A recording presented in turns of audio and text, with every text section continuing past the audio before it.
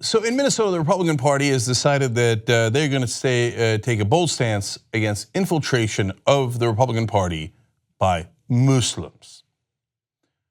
Which Muslims are trying to infiltrate the Republican Party in Minnesota? Okay, maybe we'll find out at the end here, because there is one group that they're concerned about. Conservative activists in Minnesota introduced a resolution last week to, quote, minimize and eliminate the influence of Islam in the state's Republican Party. HuffPost is reporting this, okay?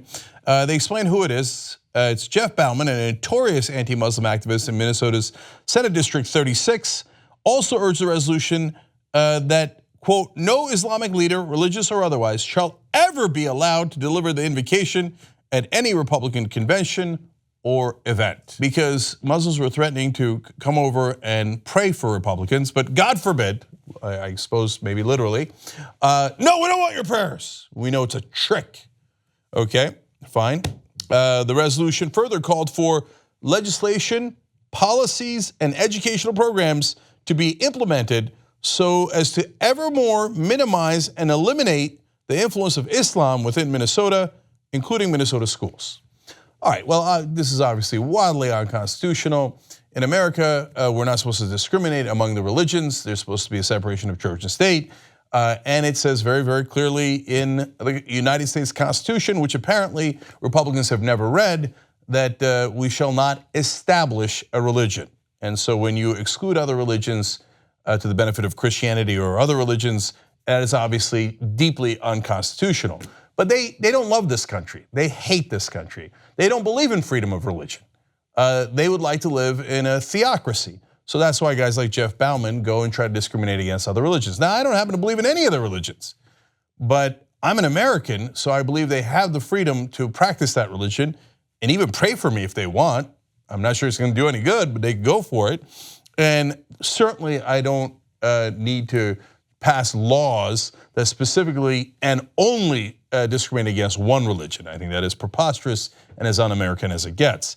Now, Baumann continued that there is a natural tension, he said, between Islam and the US Constitution, ironic because apparently Baumann's never read the US Constitution, calling the religion a collective where there is very little room for Muslims to have independent thought. He also said Muslim Americans currently involved in politics are, quote, dishonest. All of them? Blanket statements about one religion. I suppose we shouldn't be surprised at all in the adherence of that religions. And then my favorite is Muslims. They have no independent thought. Whereas the other religions in this country, particularly evangelical Christians, have a lot of independent thought. That is why their leaders tell them, God has selected Donald Trump, so you must bow your head and vote for Donald Trump. And they did. 81% of evangelicals voted for Donald Trump. And now when asked by pollsters if they have changed their mind, they have quotes such as, and we previously reported this on the show, people saying, well, God chose them, so obviously God can't be wrong. Now, what was that about very little room for independent thought? Okay, but I'm sure it's only the Muslims. Okay, and by the way, if you made this case against all the religions, then I'm right there with you. I've got issues with religions. I'm agnostic. I don't believe in any of the religions. But we can have a debate about the religions, but we cannot exclude the religious in America. That's not how this country works. Okay, Baumann claimed that Muslims have a fundamentally different vision for how society and government should be organized, and that the future of Muslim Americans in leadership positions would be one of civil war, genocide, concentration camps, and other horrible, horrible things. Well, if the rest of it wasn't clear enough, he wants you to understand, no. The Muslims who are about to take over the Republican Party in Minnesota, that's why you need all these laws. And they're about to take over the whole state, that they're gonna set up concentration camps for everyone else. He says this without a hint of irony, as he tells you, let's remember, we should discriminate against them. We should separate them out. We should not give them equal justice. We should treat them differently.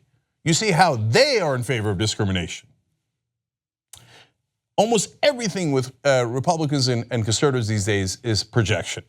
Okay, in the past, Baumann has spoken against building mosques in Minnesota, describing it as treason and aiding the enemy. Okay, unsurprising. Now, it's not just Baumann, it is other Republicans in Minnesota as well. By the way, they reached out to the whole Republican Party in Minnesota, they have yet to comment.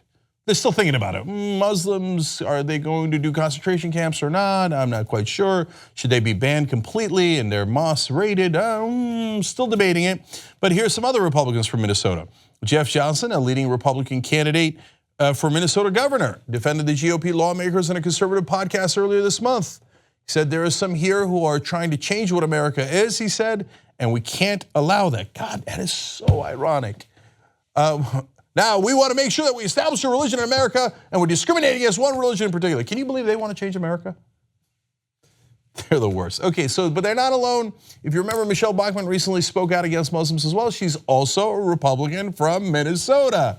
Now, there was a case recently in Minnesota where a mom who was a yoga instructor who was shot by a cop. And now you'd think, why would Michele Bachmann speak out against that? She normally protects all the cops who've shot unarmed people. Well, in this case, the person who was shot was a white woman, and the cop who did the shooting was Somali, and hence Muslim and black. So now all of a sudden she hates the cops, depending on, of course, what race they are and what religion they are. So here's what she had to say at the time. Look at Saturday night. Look what happened Saturday night in this state. We had a man, Mohammed Noor, who was an affirmative action hire by the hijab-wearing mayor of Minneapolis, Betsy Hodges. We don't know exactly what happened. We don't know.